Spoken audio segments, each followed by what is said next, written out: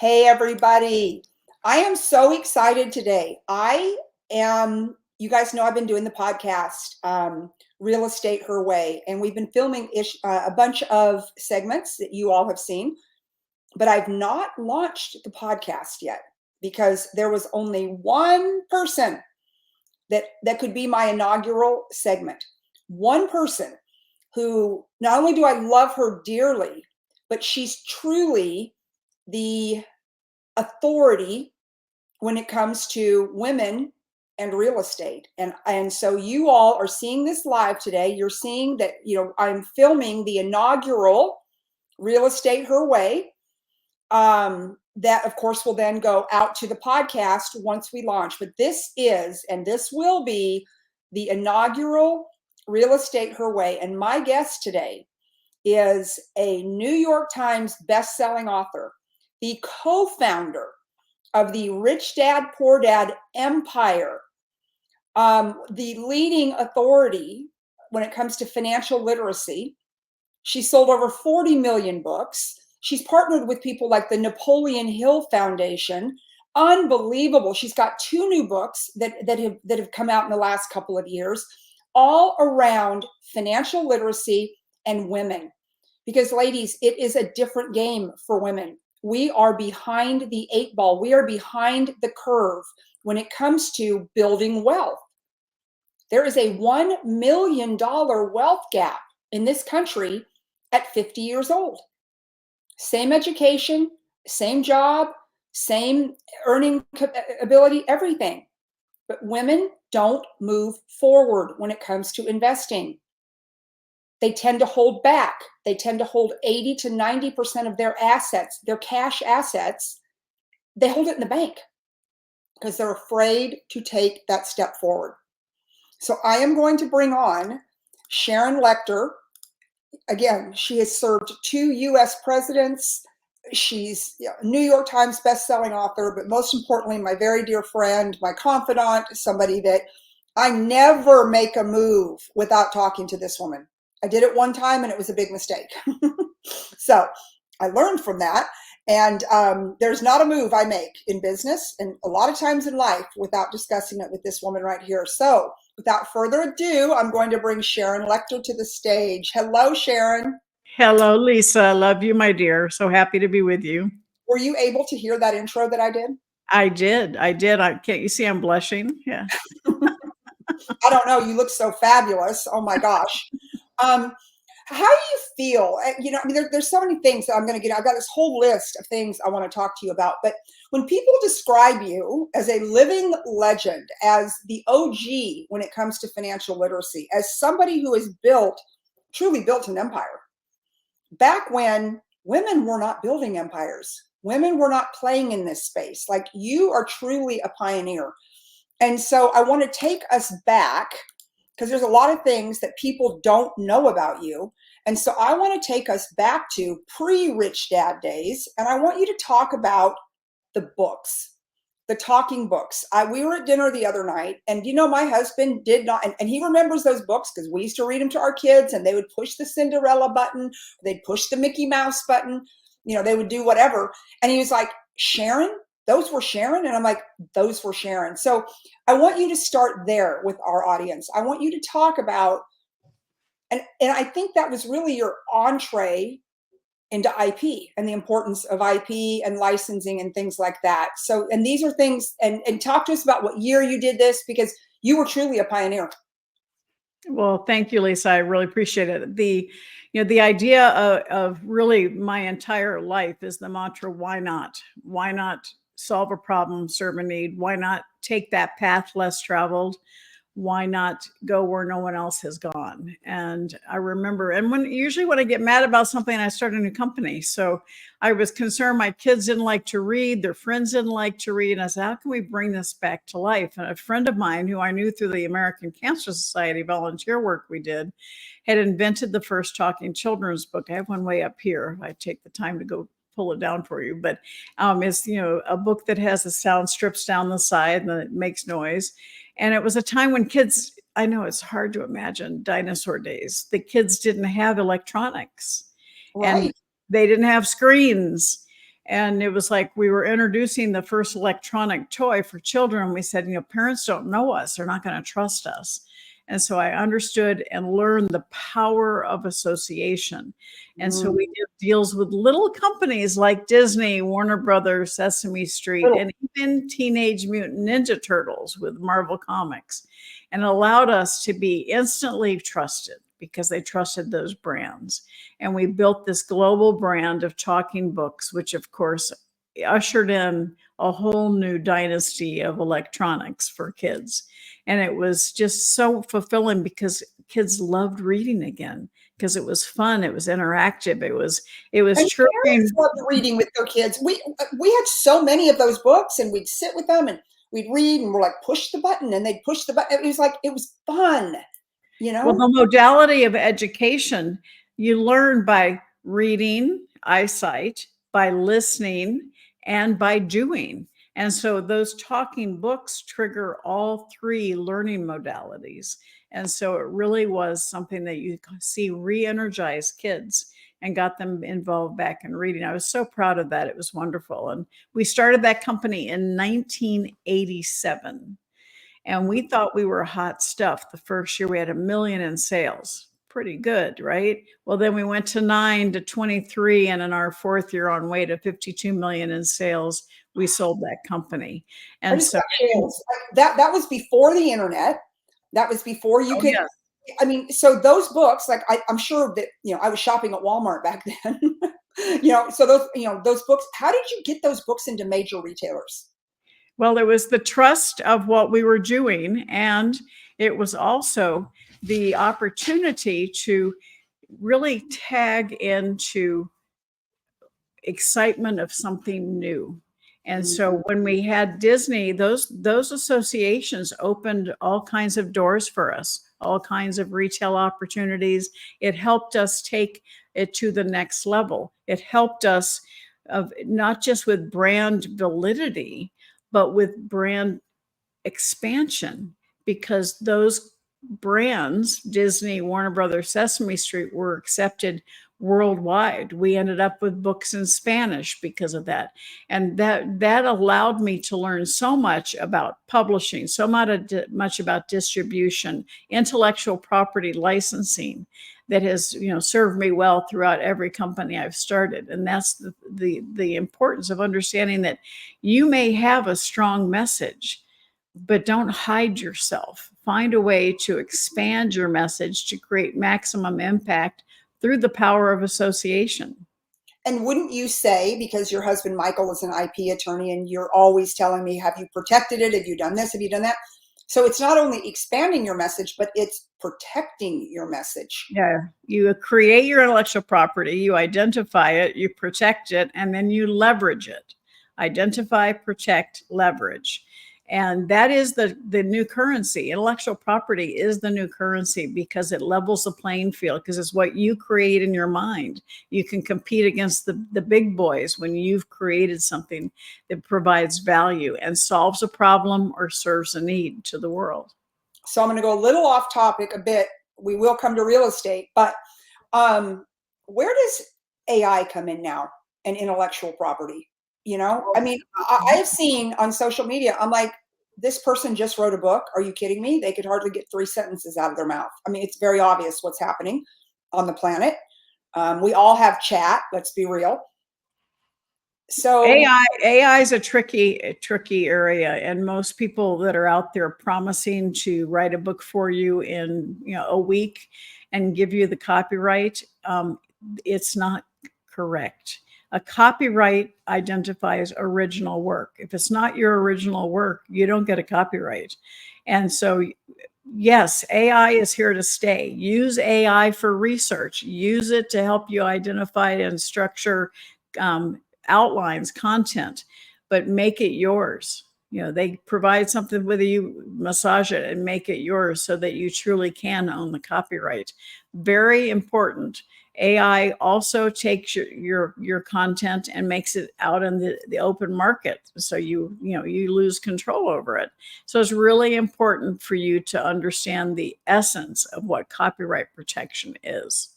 So do you agree or disagree. Like, for example, right now I am handwriting out a new keynote. And that's how I do it. I write the whole thing out, rehearse it, cut it up, chop it up, whatever. And I thought, well, I'm going to write this whole thing and then I'll load it into chat and see how chat rearranges it. But the minute I do that, it goes into the chatosphere. Is that correct? And now all of a sudden I don't own that IP anymore? Well, it's now open source and other people can use it and not source you for it. So that's, if you want to protect your original thought, you want to keep it. So for instance, we have a lot of AI companies coming to want to take my content and put it on various platforms. And we read the agreements. And the agreement basically says once they have it, they own it. And that's what, is a problem. So you want to make sure you maintain ownership of your intellectual property. Oh, so good. There's just so many things we could talk about, but I've got to pivot into, because this is Real Estate Her Way. You sell the book company for how much again? We sold the book company, and then that's when we moved to Arizona in 1991.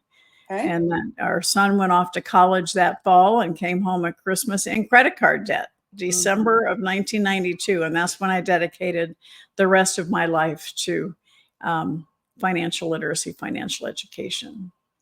So fast forward to the dining room table at your old house that I've sat at many times, where the Rich Dad, Poor Dad empire was launched. How did that happen? Absolutely. Well, it was in 1996.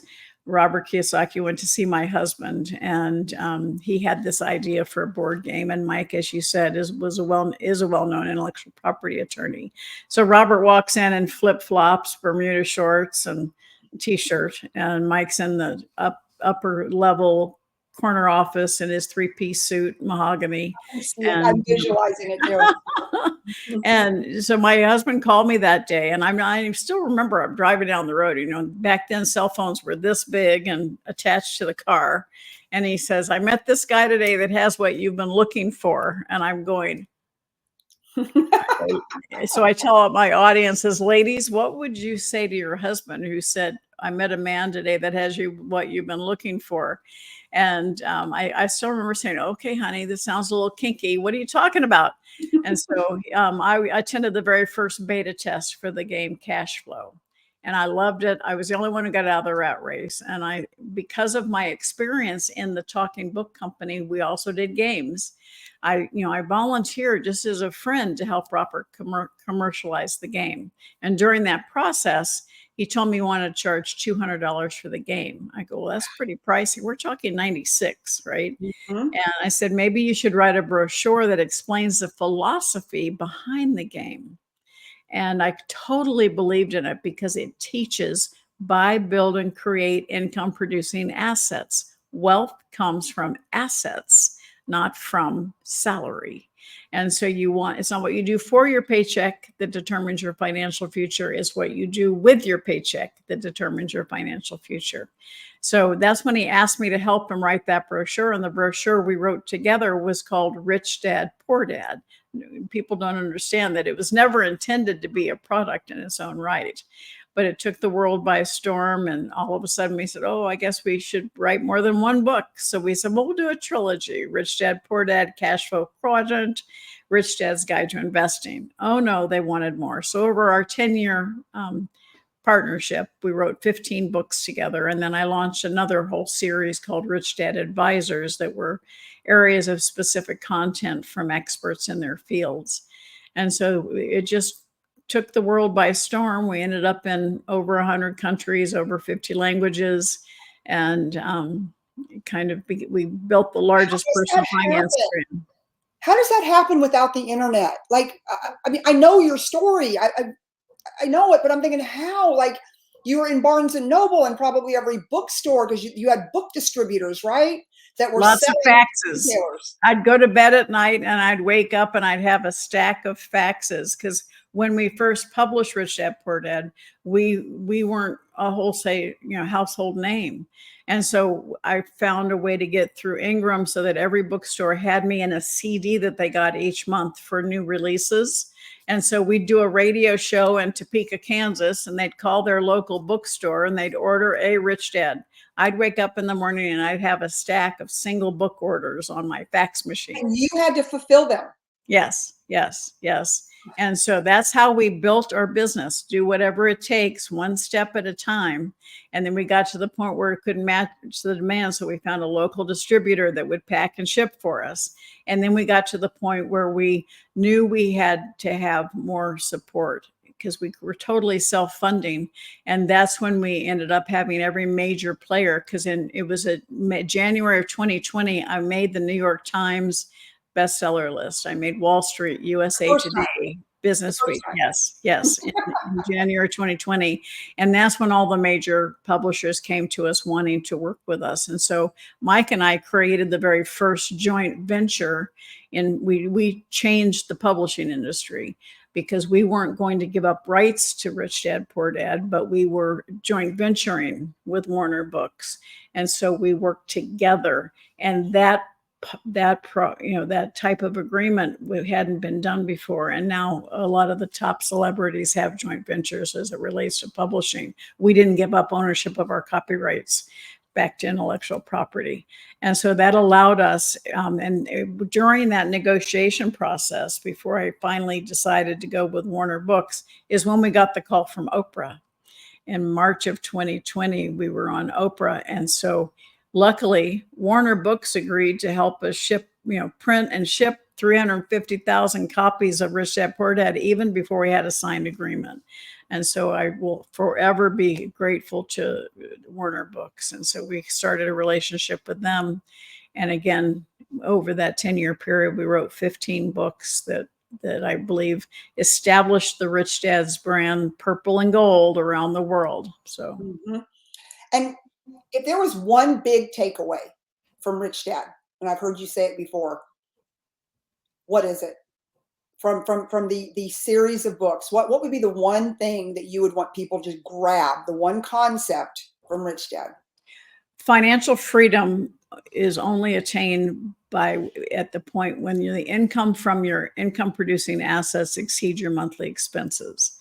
That is the message I wanted the world to hear. When I met Robert, he had 2 small apartment complexes here in Phoenix. He lived in a 2-bedroom condo. He was making $100,000 a year in passive income. His living expenses were like $35,000, $36,000. He was financially free. So to be financially free, you don't have to have millions of dollars. You need to have assets generating passive income that exceed your monthly expenses. That means you don't have to get out of bed to make money. That means you've reached a point where you're getting your freedom, your time back. True financial wealth gives you time wealth. And that's, the message that I want people to hear, because we are taught to go to school, get a good job, and work hard at that job. And that is, you're exchanging time for money.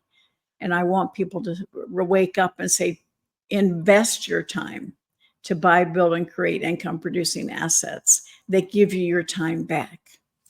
So the obvious income producing asset is real estate. What else is there? Well, I talk about major asset categories, and that's businesses, buy, build, or invest in businesses, real estate, paper assets, stocks, bonds, mutual funds. All right. Today, there's, digital currency, collectibles, and intellectual property. And all of those are assets that generate income. Now, commodities typically are a hold strategy, and real estate, you can have buy and hold, but you want it to be generating cash flow. So all of those are ways. And so a stockbroker is going to talk to you about diversifying your asset categories, but they're talking across stocks, bonds, and mutual funds. I teach people to diversify your assets across all asset categories so that when there's a depression in real estate pricing, you've got other assets staying up. Or when there's a reduction in stock market, you've got real estate that's slow and steady. And so it's really important to understand the momentum of your money. Is your money moving forward or is it moving back? Which direction is your money moving you? So with what's going on with inflation today, um, and even let me stop for a second. So there's a stat that's out, and it's on my website, and it's that women, there's a wealth gap between men and women, age 50 years old, same education, same income, um, same everything, right? If you were just to stack, like make a list of each one, but he has $1 million more in wealth, right? Whether it's on paper or it's in cash, and it doesn't matter. He's worth $1 million more than her. And it's because women hold the majority of their cash and they put it in the bank. Like they're afraid to let it go. The stat came out and it was like 80% women keep 80% of their cash in the bank. And How do that's go back to talking about momentum. When inflation is 3 to 5%, you're making 1%. Which direction is your money going? The wrong way, right? And so it's really important to understand what direction your money is flowing. There's another stat, Lisa, that you should add to that. 80% of men die married. Mm. 80% of women die single. Oh, I heard you say that the other day. I have chills again. Please keep going. And that's why it's so important for women to educate themselves. You know, my new book, How Money Works for Women, Take Control or Lose It. That's the subtitle. Because so many times women give up the responsibility for finances to their spouse. And what happens is you've been married 25 years, husband comes home and wants a divorce. You have nothing in your own name. You have no credit in your own name. And you immediately reduce your standard of living. That household income is now split. You have no credit, so it's hard to start over. Or even more dire is when you've been married 30 years looking forward to retirement and your husband dies and you have no clue where anything is. You have no names. You can't even access your own assets. You have to go through probate because they haven't been set up properly for yourself. It's so important for women, even if you're happily married, to have credit in your own name. It's so important for you to establish your credit worthiness so that should something happen, you are protected. Yeah. Oh God, it's just, and the book prior to this one was your book, Exit Rich. And that was really a fascinating book. Would you talk about that for a moment? Because that was really that was such an eye opener to me in business. Absolutely. Exit Rich is really about building a business that's not just successful. And whether it's real estate or a regular business, it's important to have these elements to take your successful business, make it sustainable, scalable, and saleable, even if you don't sell it. The basic fundamentals. What happens is people try and build skyscrapers, but they don't build the foundation first. And what happens? A skyscraper doesn't last. You have to have the foundation elements of your business, the legal foundation, the people, the processes, the business systems, which create intellectual property, by the way. Understanding what your intellectual property is and protecting it before you can leverage it. All of those elements is what helps you build a strong foundation, which generates a strong business that's successful, sustainable, scalable, and ultimately saleable. Building that value creation within your business from the bottom up. Oh, yeah, I will tell you, Exit Rich, it really taught me a lot. Like I love business books, but that particular one really spoke to me because I've got a business and I've got several businesses, right? And how do you make them sustainable when you're gone? I mean, I just came up with a new succession plan, right? And it's, and you have to think about that. And I thought about that because after I read Exit Rich, it's like, when I'm gone, I'm gone. So then what happens, right? How does everything sustain? How does it move forward? So I found that partner that can take it and, and keep it moving forward. Very, very important topics. You know, we've made changes in our estate plan based on the fact of where our children are and what they want and how we can make things as easy as possible should something happen to my husband and I. And Right. that's something, you know, that is really, you know, exiting rich from a standpoint of selling your business. How about exiting rich from life so you don't leave a mess? I mean, Right. because your family is going to be devastated enough when you're gone. Don't leave Right. them a mess. Allow them to be able to make that transition as easily as possible. Plus, minimize the amount of estate taxes that you have to pay. Yeah, no, I mean, so I want to tell everybody out there, you know, I mean, these books are unbelievable. Let's jump over into real estate.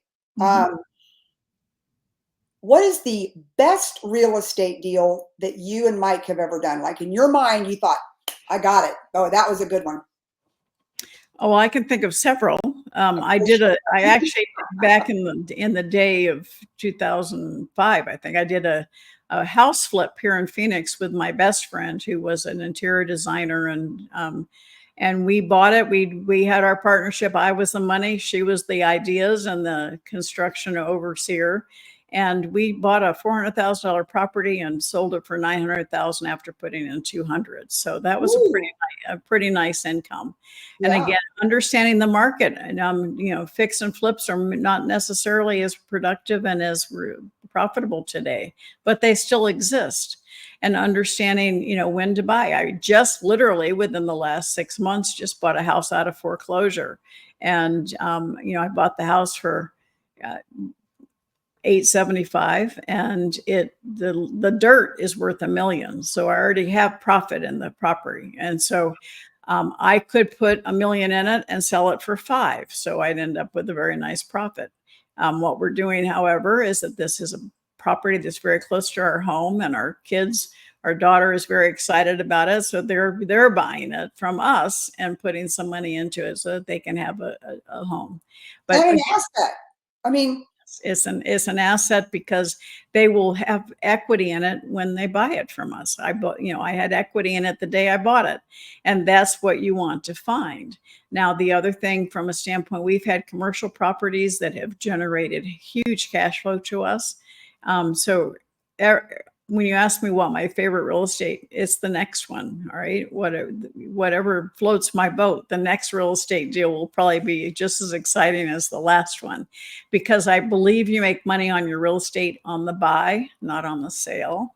And million percent. you successful real estate investors buy when everybody else is selling.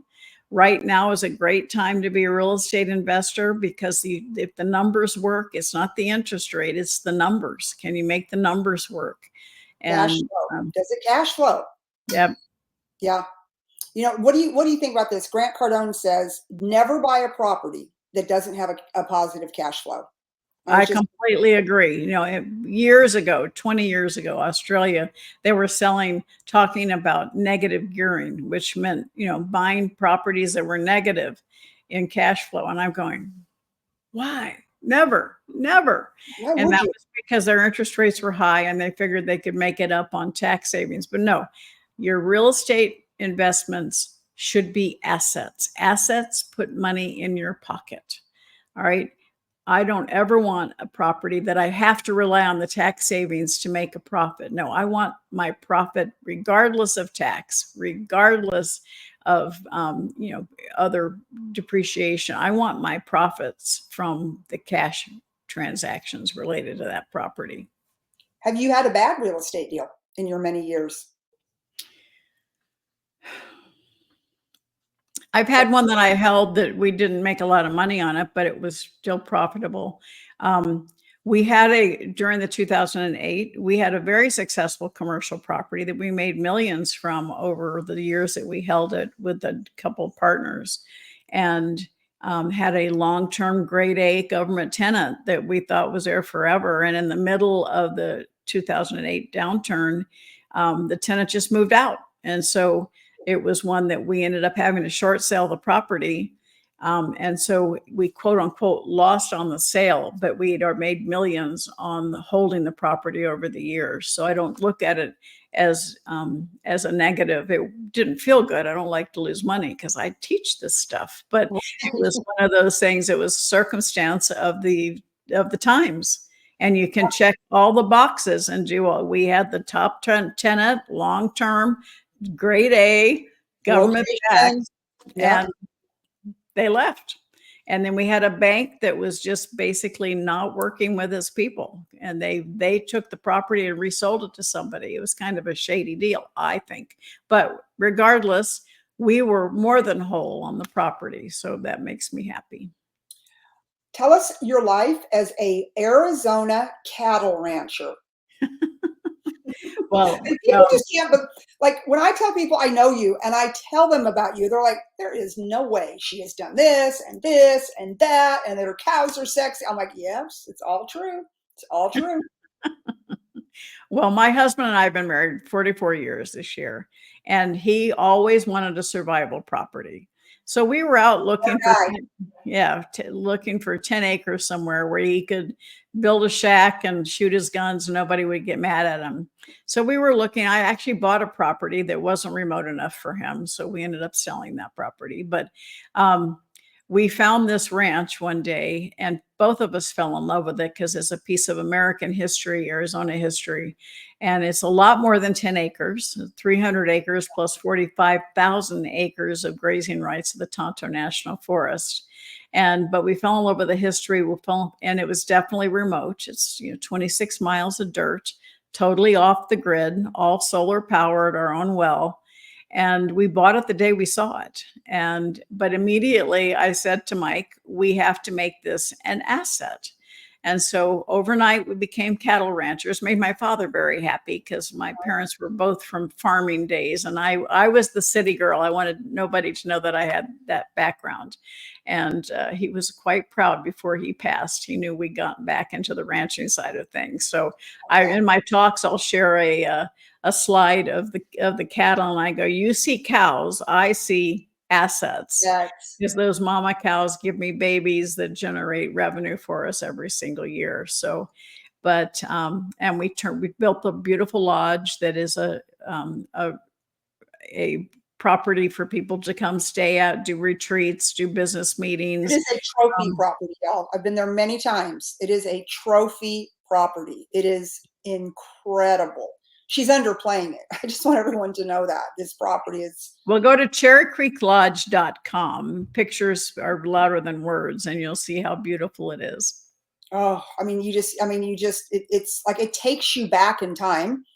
I think one of my favorite parts about going to the ranch is getting out on the horses with your husband and him telling us the story of the Tewksbury's and the Grahams, right? And this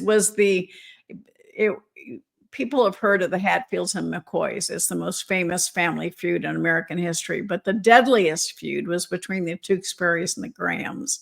And that feud was called the Pleasant Valley War.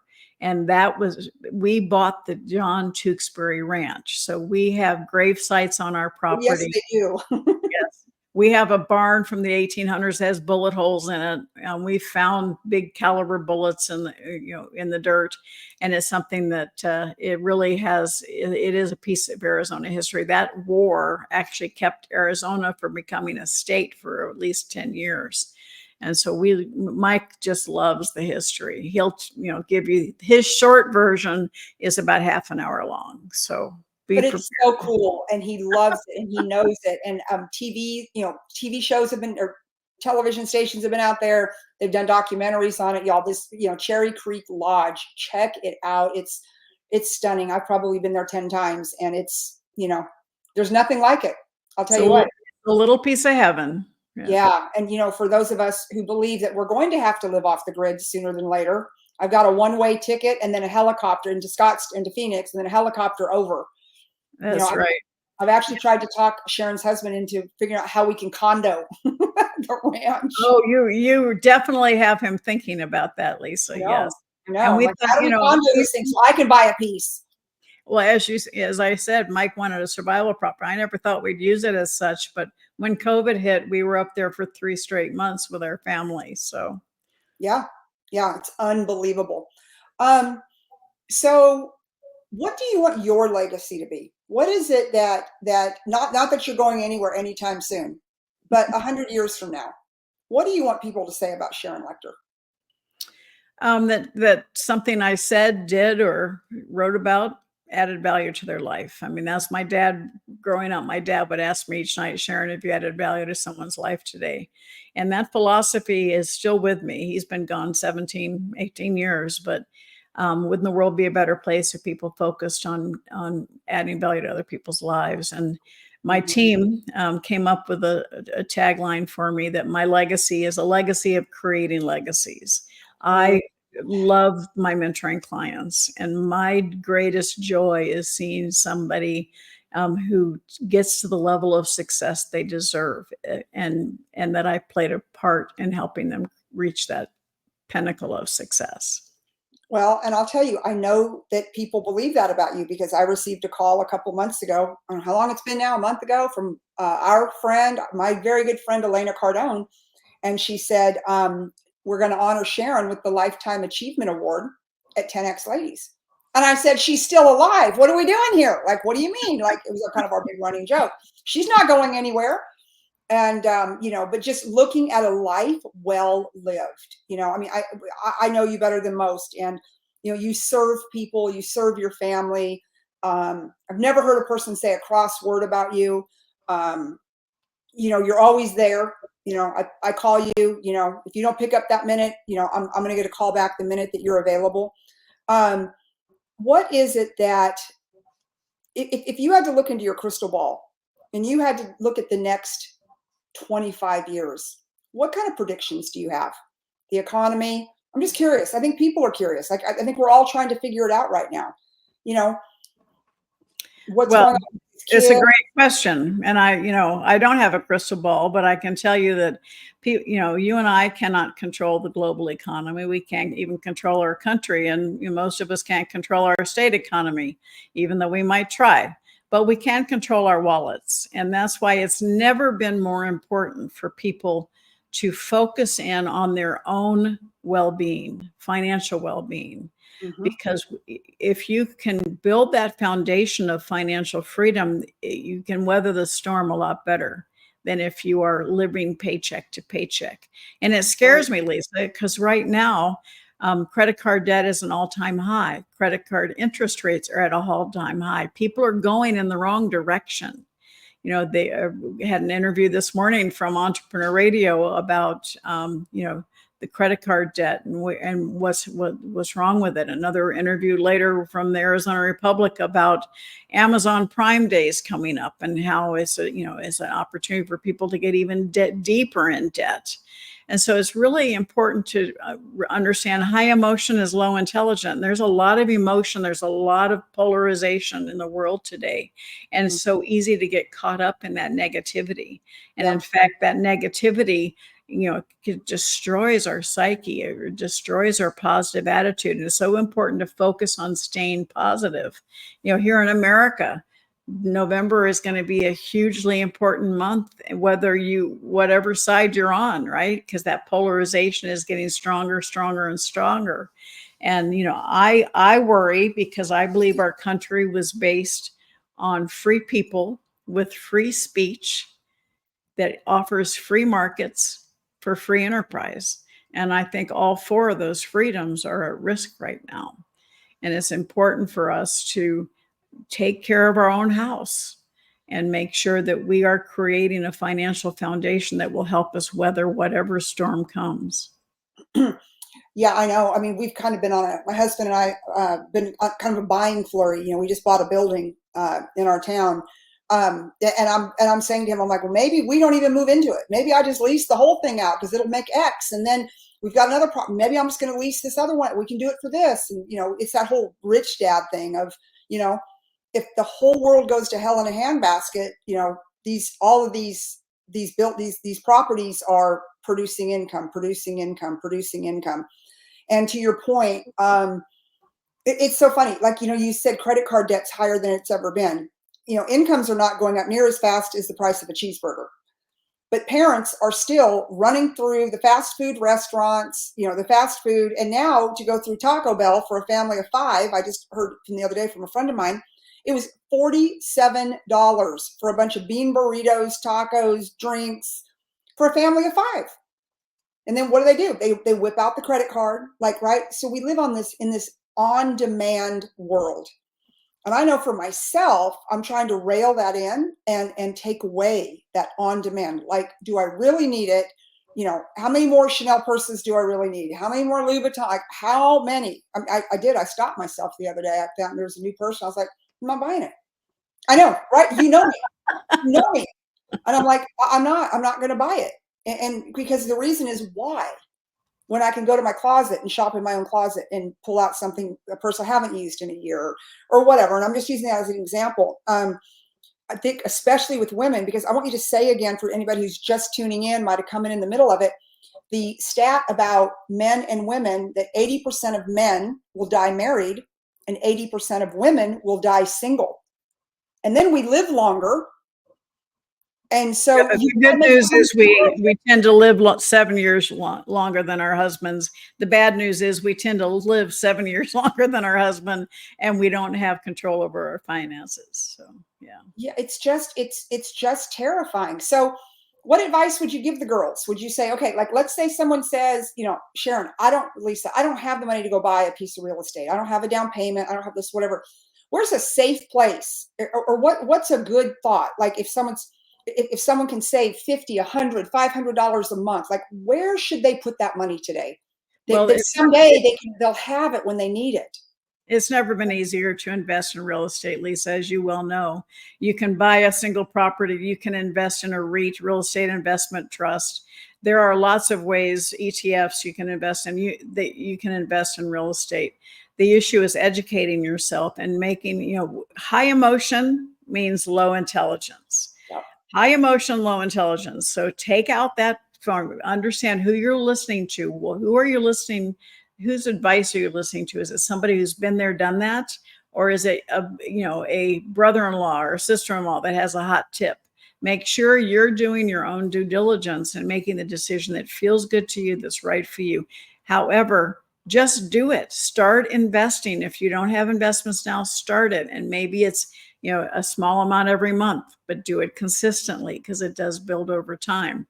But it is so important to assess where you are today in your debts, good debt versus bad debt, understand where you are in your level of assets, and make a commitment to start investing in yourself. Are you what you just talked about with the purses, are you an investor or a consumer? And way too many people are consumers, which means your money is going in the wrong direction. All right. Let your investments grow, and then be a consumer of the cash flow of your investments, because those investments keep generating revenue for you every single month. And what you mean by that, and I love the whole concept of that, is that you put your money into a cash flow asset, and that's where that money stays. And then you live or you spend off of what that asset generates. So if that asset generates $500 a month in cash flow, positive cash flow, you've never touched the principal.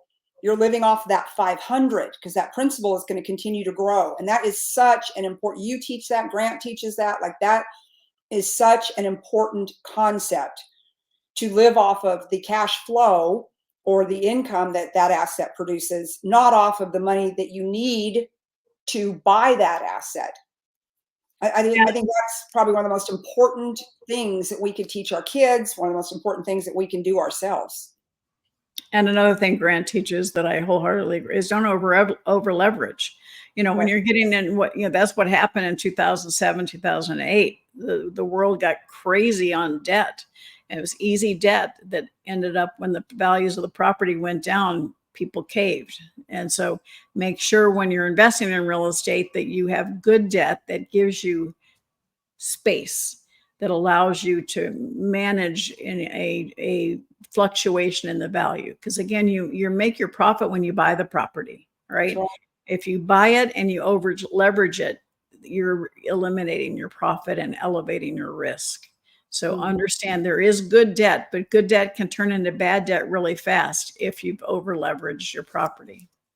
Well, I'm super excited. I'm going to be in Arizona week after next. And you and I are going to co-host. Tell everyone about the event. I mean, you're actually the host, and then myself, Danelle Delgado, and I think Rita Davenport get to come in for different blocks of the event and be your co-MC or your co-host, which is so generous of you, number one, to share your stage with us. But tell the ladies about, and if Angela would put in a link, I see Angie's on here, a link to register in the comments. Tell us about that event. It's a pretty all-star lineup, I would say. It is. I'm so thrilled. And every one of the speakers is a close personal friend of mine, except one that I'm meeting this week. But it's 2 full days of women helping women. And it is also the men who champion us. I have some segments that I'm sharing of men who have been super supportive of me in my journey. And it really is about women finding their voice, standing in their power. I don't want you to find your power. You've already got it. Stand in your power. All right. Be a lioness, not a lamb. You're going to hear from Lisa. All right. So finding your voice, standing in your power, and creating maximum impact. The first day is about finding your voice and standing in your power. The second day is we're going to talk about creating maximum impact. And that really is a journey through those 2 days of some of the top experts in our field, all women speakers. And I have a few videos and support reels from men who have championed me along the way. But we have incredible speakers. We have Mari Smith, the Facebook queen. We've got Elena Cardone. We have Danelle Delgado. We have Lisa Copeland. We have Phyllis Newhouse, who is a powerhouse. Love her. Powerhouse. She's speaking. So amazing speakers. Rita Davenport, who is absolutely hysterical, will be there to keep us moving in the right direction. Funny Side Up, that's the name of her book. So all of us have the opportunity to learn from each other. And this is the Real Success International Women's Summit. It's the second one that I've done.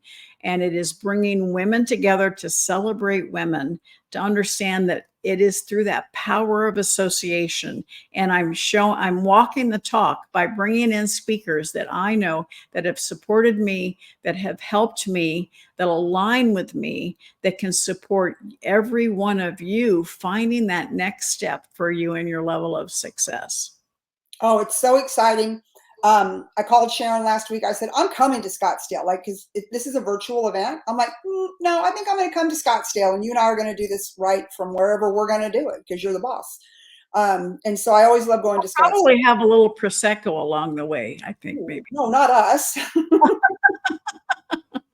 I go to the ranch, and Sharon's like, we've got to stop at the store. I've got to get Lisa some Prosecco. You guys, but riding horses and Prosecco, not a good mix, right? So I try to do that after I ride horses. And so as we wrap up, what final message do you want to leave our audience? Well, I love you wrote something on your Facebook today, and I loved it because it's actually one of my lines. When was the last time you did something for the first time? And that is what keeps us curious. It keeps us young, because we're stepping outside our comfort zone. And so I invite you to join us at the Women's Summit. It is 2 days, dedicate 2 days. It's free to attend. I know the link is in there. Once you get invited and sign up, if you do a VIP, I think it's very minimal to get the recordings. If you can't be there full 2 days, you can still get the access to it. But it is amazing women giving of their time. Okay, none of them are being paid to speak. They're all showing up as a result of my friendship with them, their desire to add value to your world. So please, honor them by learning from them and having the opportunity to find that 1 or 2 things that you can do to make your life better tomorrow than it is today. But in any event, listen to Lisa, follow Lisa, join her Thursday afternoon club, so that you can understand what's happening in the world of real estate. I am honored not only to be have Lisa as one of my very best friends. But also, she talked about she doesn't make a move without talking to me. Well, I wouldn't be as active as I am if it weren't for Lisa kicking me in the a few years ago to say, you got to keep going. There's more for you to do. And so this is the power of women supporting women. And we want to include you in that and have you become part of our community, because you are the CEO of your life. And we want you to find your voice, stand in your power, and create maximum endpoint. You deserve the highest level of success. Well, I think at that, we will wrap up today. Sharon, thank you, as always, for investing in us, for being as gracious and amazing as you are. And I will see you in a couple of weeks in Scottsdale, Arizona for the Women's Summit, which I'm so excited about. So y'all, we've got the link in the comments. Please get signed up for it. And I hope I see all of you in a few weeks at the summit. Yeah, so that's it. And share it out to all your friends. Yes, and share this out to all your friends, because Sharon dropped so many nuggets today, right? And she will be the inaugural guest on the podcast once we launch that in a month. So Sharon, thank you again. Thank you, my dear friend Lisa. I can't wait to see you. Love you all.